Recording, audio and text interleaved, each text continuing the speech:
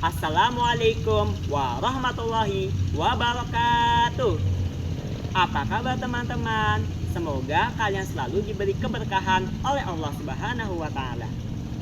Kepada Dewan Juri yang saya hormati dan teman-temanku yang saya sayangi, perkenalkan, nama saya Fajri Logama dari SMA Negeri 1 Jatibarang.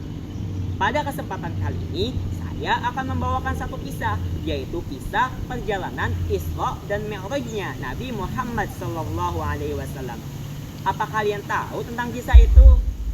Buat yang kalian belum tahu ataupun kalian yang sudah tahu, ayo dengarkan kisahku ini. Pada suatu ketika, Nabi Muhammad berada di Al-Hijr. Beliau sedang berzikir kepada Allah Subhanahu wa Ta'ala. Pada saat itulah Malaikat Jibril mengunjungi Nabi Muhammad. Assalamualaikum warahmatullahi wabarakatuh. Ya Nabiullah, ya Rasulullah Muhammad sallallahu alaihi wasallam. Saya Jibril alaihi salam diberikan perintah oleh Allah Subhanahu wa Ta'ala untuk membawamu melakukan perjalanan Isra dan Mi'raj.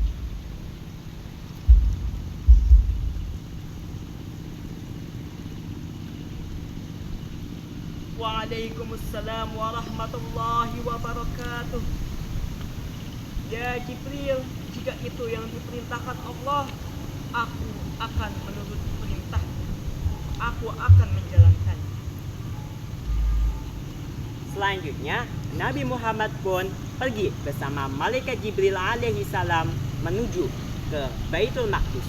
Nah, Baitul Maqdis dari Masjidil Haram ke Baitul Maqdis inilah adalah salah satu perjalanannya Nabi Muhammad yang disebut dengan Isra, perjalanan dari Baitul Haram ke Baitul Maqdis di Palestina. Nah teman-teman, apa kalian tahu pada saat Nabi melakukan perjalanan tersebut, Nabi naik apa? Pastinya bukan naik jalan kaki ya, apalagi naik motor. Itu bukan ya teman-teman. Nabi Muhammad mengendarai seekor buruk, yaitu salah satu hewan yang diambil dari surga. Nabi Muhammad pun pergi ke Baitul Maqdis mengendarai buruk. Sesampainya Nabi Muhammad di Baitul Maqdis, Nabi Muhammad menaruh kendaraannya itu di depan masjid dan Nabi Muhammad masuk ke dalam masjid melaksanakan sholat sunnah. Setelah Nabi selesai melaksanakan sholat sunnah, Nabi keluar dari Masjidil Aqsa atau Baitul Maqdis dan bersiap pergi ke Sidratul Muntaha yang disebut dengan Mi'raj. Tapi Nabi Muhammad perginya tidak sendirian. Ia ditemani oleh Malaikat Jibril alaihi salam. Mulai dari langit dunia sampai ke langit ketujuh.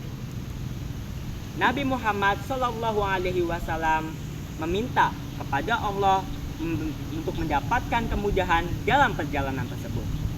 Nah teman-teman, apa kalian tahu pada saat perjalanan dari Baitul Maqdis ke Sidratul Muntaha, Nabi Muhammad itu bertemu dengan beberapa para nabi di masing-masing langitnya.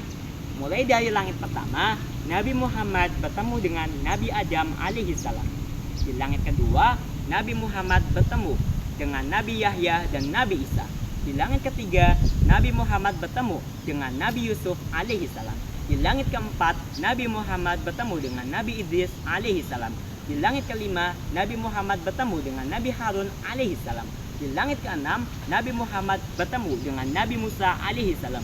Dan di langit ketujuh, Nabi Muhammad bertemu dengan Al-Khaliq, yaitu Nabi Ibrahim alaihi salam. Nah, pada sudah sampai di langit ketujuh, Nabi Muhammad ingin melanjutkan ke Sidratul Muntaha. Namun, Nabi Muhammad melihat bahwa Malaikat Jibril tidak mengikutinya. Nabi Muhammad bertanya kepada Malaikat Jibril, "Ya Jibril, kenapa engkau tidak ikut denganku pergi ke Sidratul Muntaha?" Lalu Malaikat Jibril berkata, "Ya Muhammad, itu adalah tempat yang disucikan, tempat yang penuh dengan karamah. Aku tidak bisa masuk ke dalamnya. Hanya engkaulah yang dapat masuk ke dalamnya ya Muhammad. Temuilah Allah di dalamnya." Akhirnya Nabi Muhammad pun pergi sendiri, berjalan sendiri menuju ke tempat tersebut.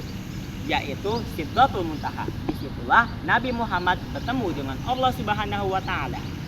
Nabi Muhammad pada saat sampai di situ dan melihat bagaimana wujudnya Allah Subhanahu wa Ta'ala, Nabi Muhammad juga diberikan wahyu, yaitu 50 kali sholat waktu. Setelah Nabi Muhammad sudah diberikan wahyu 50 kali sholat waktu, Nabi Muhammad kembali lagi turun untuk pergi lagi ke Baitul Maqdis. Namun pada saat perjalanan di langit ke-6, Nabi Muhammad dicegat oleh Nabi Musa alaihi salam. Nabi Musa berkata dan bertanya kepada Nabi Muhammad sallallahu alaihi wasallam, "Ya Muhammad, ya Rasulullah, apa yang diperintahkan Allah, apa yang diwahyukan oleh Allah kepadamu ya Muhammad?" Ya Nabi Allah Musa alaihi salam, Allah memberikan wahyu kepadaku perintah 50 kali salat waktu dalam sehari. Lalu Nabi Musa berkata kepada Nabi Muhammad sallallahu alaihi wasallam, "Ya Rasulullah, ya Nabi Allah Muhammad sallallahu alaihi wasallam, kembalilah lagi kepada Allah Subhanahu wa Ta'ala. Mintalah keringanan kepadanya, karena aku yakin umatmu takkan sanggup melaksanakan 50 kali salat waktu dalam sehari." Selanjutnya Nabi Muhammad pun kembali lagi ke Sidratul Muntaha meminta keringanan kepada Allah. Lalu Allah memberi keringanan 10 kali salat waktu dalam sehari. Nabi Muhammad pun kembalilah pulang. Namun di perjalanan ia bertemu dengan Nabi Musa alaihi salam dan berkata hal yang sama pada sebelumnya, yaitu meminta keringanan lagi karena dia yakin bahwa umatnya Nabi Muhammad tidak akan sanggup melaksanakan 10 kali salat waktu dalam sehari. Nabi Muhammad pun kembali lagi ke Sidratul Muntaha dan meminta keringanan kepada Allah. Allah pun memberikan keringanan lagi, yaitu 5 kali salat waktu dalam sehari. Nabi Muhammad akhirnya kembali lagi dan bertemu juga dengan Nabi Musa alaihi salam di perjalanannya. Nabi Musa berkata kepada Nabi Muhammad, "Ya Rasulullah Muhammad sallallahu alaihi wasallam, kembalilah lagi kepada Allah.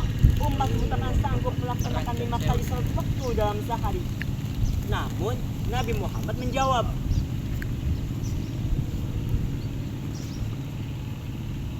"Ya Nabi Allah Musa alaihi salam, biarlah aku ridha dan ikhlas.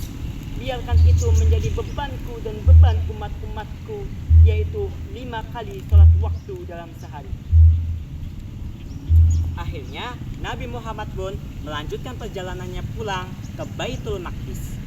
Sesampainya di Baitul Maqdis di Palestina, Nabi Muhammad ingin melaksanakan sholat sunnah di sepertiga malam terakhirnya.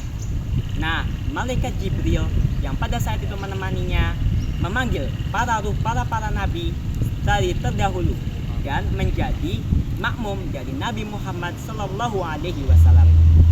Nah, teman-teman, itu adalah kisah perjalanan Isra dan Mi'rajnya Nabi Muhammad sallallahu alaihi wasallam.